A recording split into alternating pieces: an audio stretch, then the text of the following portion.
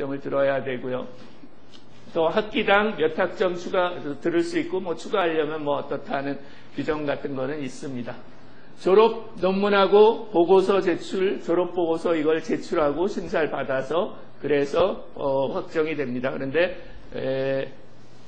이런 것들은 모두 다 기본적으로 지도교수가 이제 졸업을 해도 된다 하는 그런 사인을 주면 그러면 졸업이 된다라고 보셔도 맞습니다. 그리고 이런 졸업 요건이 충분히 만족이 됐는데 지도교수가 너는 졸업을 안 하는 게 좋겠다 이러는 교수님은 별로 없습니다. 그러니까 충분히 제시한 요건을 잘 쫓아가시면 지도교수님의 마지막 승낙이 분명 있을 거고 졸업이 됩니다.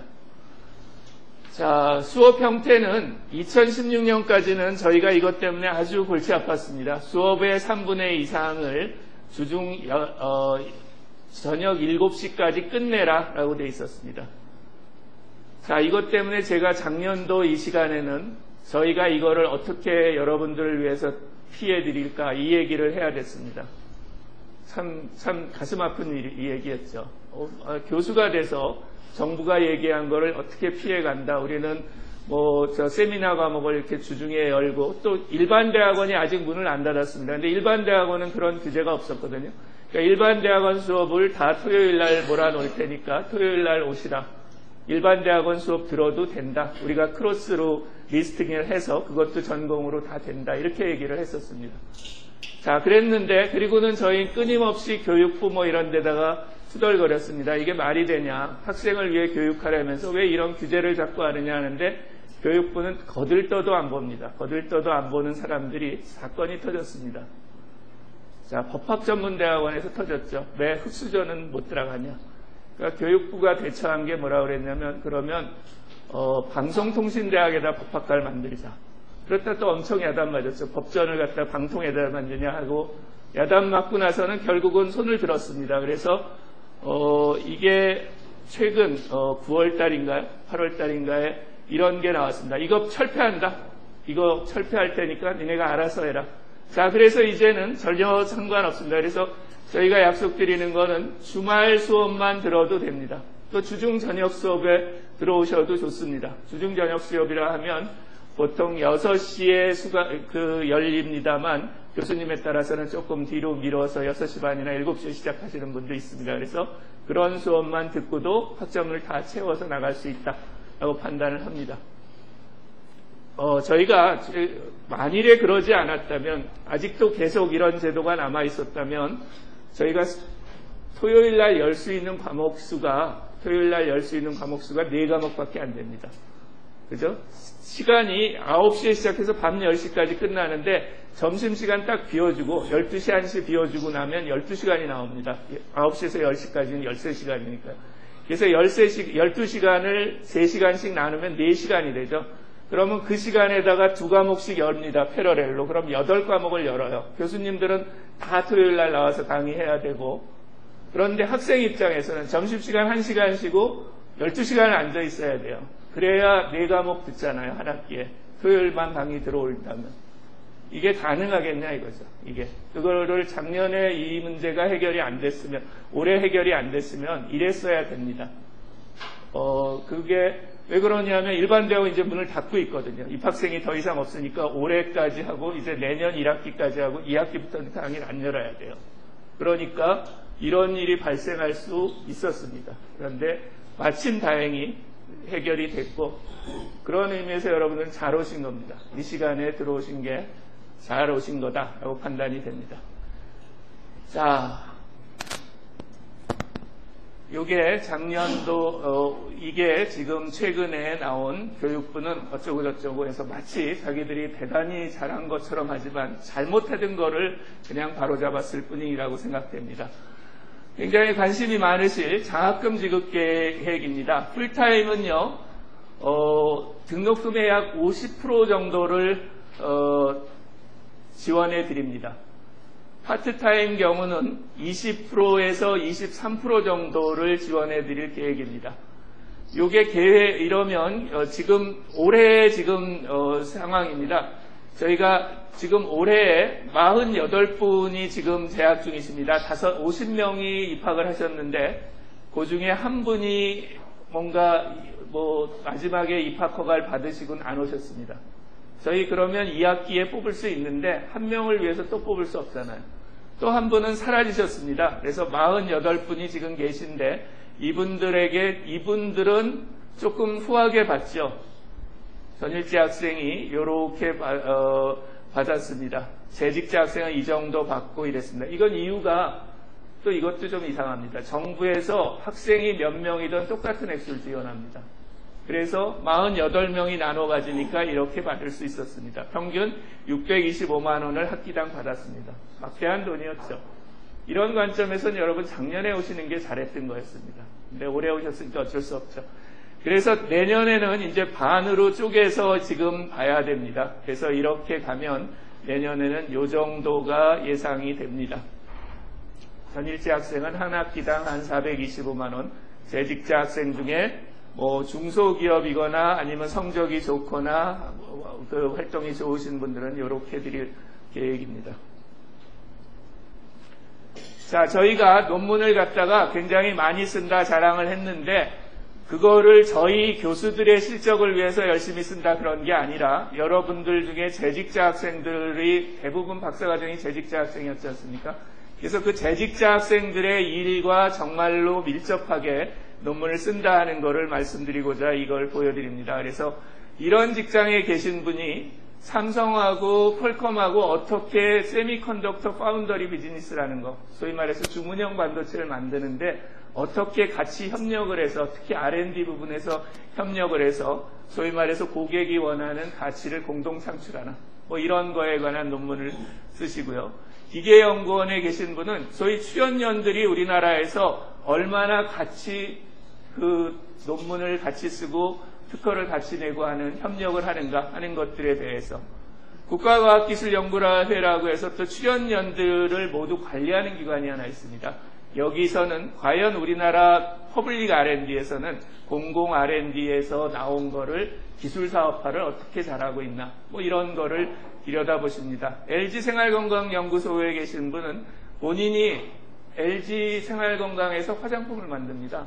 그래서 주가가 요즘 그렇게 높은 거예요. 근데 이 화장품을 만드는데 어떻게 하면 다른 인더스트리에 있는 전문가들을 데려다가 신제품을 만들 수 있을까 이런 거를 실제로 본인 경험이에요. 그래서 한복 전문가한테 무슨 결에 대한 거를 가지고 피부에 맞는 그런 거를 만들자. 또 생장점을 연구하는 식물학자한테서 아이디어를 얻어서 그 사람과 계속 교감을 하면서 상품 컨셉을 잡아냅니다. 그래서 과연 피부가 다시 이렇게 소위 재생하는 그런 개념의 화장품을 만들려면 어떻게 해야 되는가 이런 것들로 논문을 쓰십니다. 경기바이오센터 다들 본인이 하고 있는 일에서 그것을 세계적인 이것 모두 SSCI 논문입니다. SCI보다 훨씬 어렵습니다. 우리 성균관대학에서 나오는 SSCI 논문은 사회과학이지 않았습니까? 그래서 기술경영은 대부분 SSCI로 가야 됩니다. 그러면 자연과학 공대에서 나오는 논문보다 개수가 5%밖에 안 됩니다. 그래서 굉장히 어려운 경험이지만 충분히 해내고 있습니다. 자, 졸업보고서의 문제입니다. 석사학위는 이제 이렇게 어려운 논문을 안 써도 되는데 그렇다고 겁먹진 마십시오. 이거는 아주 잘하신 분들 SSCI의 문제고 아까 졸업요건에는 KCI도 가능하다 얘기는 드렸습니다.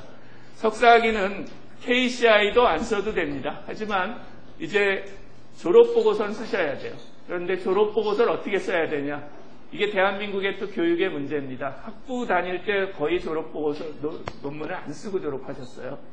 또 그렇다고 해서 체계적인 글쓰기도 잘 공부를 안 하셨습니다. 그런 분들을 이제 졸업보고서를 쓰게 하려면 결국은 학교에서 강의를 해야 됩니다. 그래서 저희는 보통 갖고 계신 조직의 기술 경영 이슈를 기반으로 하는 케이스 스터디를 쓰시라라고 얘기를 합니다.